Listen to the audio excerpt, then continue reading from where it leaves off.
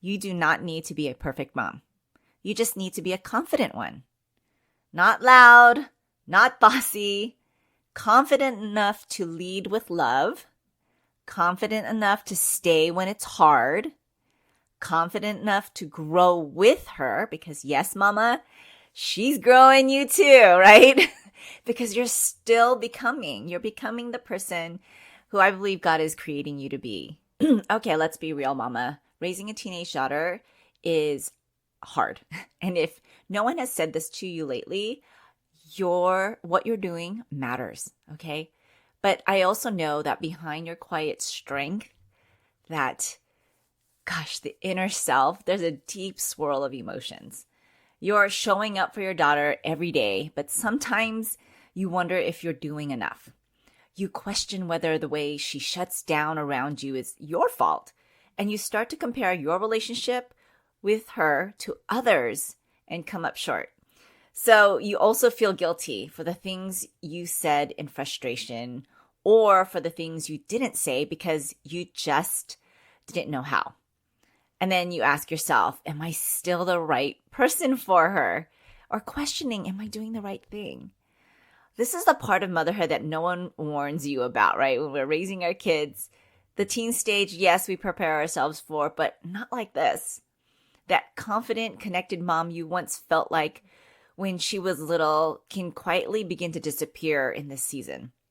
And you're probably feeling it right now.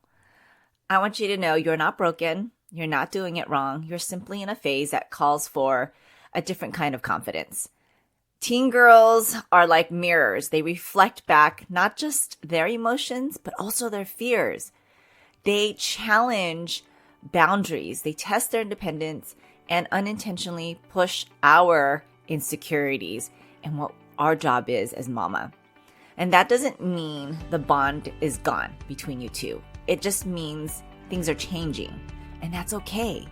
You're still her person, but now more than ever, you need to walk like it, okay? So today, I want to give you 5 fresh and powerful tips for raising your teenage daughter confidently.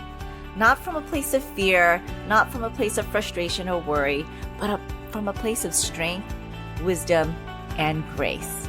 Here we go. If you are frustrated with how to get your teenage daughter to open up to you because all you want is to connect with her as you once did, you're in the right place. Hey, I'm Jeannie Baldomero, a former rebellious teen, now mom of 3 young adults, educator, and the mom mentor, equipping you to create open communication with your girl so she can come to you about anything, even if she's scared. So grab your oat milk latte, breathe, and let's do this together. Mama, you're finding yourself feeling frustrated with trying to figure out your girl and not getting far with the questions that you try to ask her and try to elicit some answers from. You literally get only one word or even the silent treatment. I honestly read many books to unravel this mystery of connecting with my girl. Well, because I didn't see that for myself raising, when I was being raised as a teenage daughter, I didn't have that. So I needed to look at books and research of what other people are doing. And then I questioned, am I doing this right? What if I say something that will cause detrimental consequences in our relationship? Or even worse, am I pushing her away such that she'll never want to share anything with me again? Okay, maybe that was a little drastic, but it felt like that in that season of raising her as a teenager. And you're probably feeling that right now. But I really truly worried these things because I desired a closer relationship with my daughter than what I had with my own mom when I was a teenager. So I decided things are going to change. I asked myself, what did I need as a young teenager from my mom? And then go do that.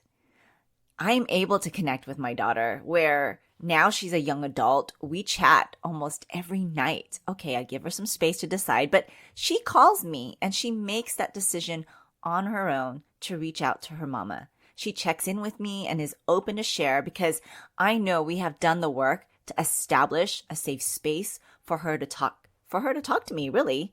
Isn't that what you want, mama? So I want to help you do the same.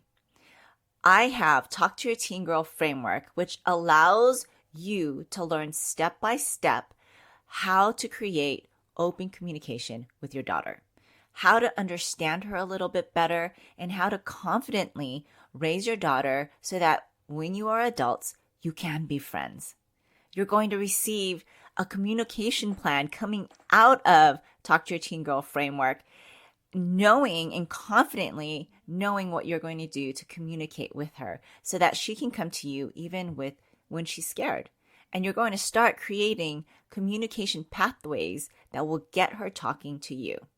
So mama, I want you to head over to Talk to Your Teen Girl framework right now and check out the framework, the step-by-step course that will allow you to create that open communication and that bond you are so longing for.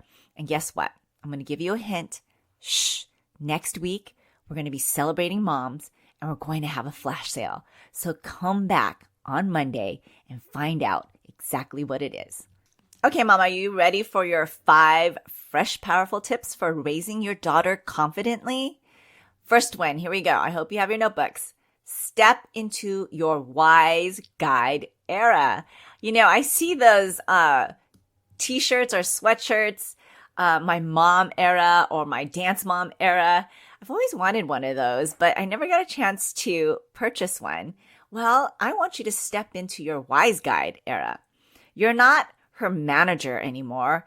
You're not the queen of the house anymore, although, yes, we are. You're her mentor. Confident moms learn to trade control for influence. That means fewer lectures, more strategic guidance, and intentional listening. Ask the curious questions. Share those stories. Say less. Make it land, right? Say less and make it land. Instead of, you shouldn't be texting during class. Try, I saw something today that reminded me of how easily I got distracted in school too. What's helping you stay focused these days? What are you doing to help you stay focused? She doesn't need perfection. She needs presence. And a mom who trusts her own wisdom enough to stop chasing compliance and start coaching for growth is what she really does need. And that's who you can show up to be. Number 2, do the inner work that she cannot see. So behind every confident mom is a woman who's doing the work, right? You're managing your emotions. You're managing your anxiety. You're setting some personal boundaries and reminding herself that her daughter's moods are not a report card on your parenting, right? You're reminding that your daughter's moods are not a reflection or report card on your parenting. So your ability to stay grounded when she's chaotic gives her permission to regulate. I mentioned this example, this analogy. Allow her to ride the roller coaster because this is the season she's in. She's on a roller coaster ride, but refuse to get on the ride with her. You can stand on the sidelines and watch her do the ride and meet her where she's at. You be the grounded person. Emotional maturity is contagious, right? So instead of reacting from insecurity, I want you to root yourself in truth, right? You are confident. You are strong. You are not the enemy, right? You say, I'm not the enemy. I am her steady pace, right? Her steady pace, her safe place, even when she doesn't recognize it right now. And believe it. Believe it for yourself. For me, it's, I am rooted in Christ, right? Christ is the one who identifies and tells me who I am, right? Not anybody else, not even my own daughter who I love. She doesn't tell me who I am. Only Christ can do that, right? And so if I'm solid in that foundation, then she'll see that. My daughter will see that, where I'm rooted and the source of where I'm rooted comes from. Number 3, create micro moments of connection. Now, forget the pressure of big heart-to-hearts. Okay, Talk to Your Teen Girl framework, we do have those moments where the hard conversations have to happen, but it doesn't have to happen all the time. Right? When I talk about micro moments, pick some small moments to connect. Have confidence in coming to her to connect in small, consistent touches. Maybe write a Post-it note on the mirror or as you're driving to and from school, talk to her with no agenda, sharing maybe a funny TikTok you both get, or maybe share a meme and talk about it real quick. These tiny moments and threads of conversation slowly rebuild that trust that she really needs from you. She's not even sure she needs this trust, but she does. She does. Number 4, teach her how to repair by modeling it first. Okay, this is what I mean. Confident moms aren't always right. Big surprise, right?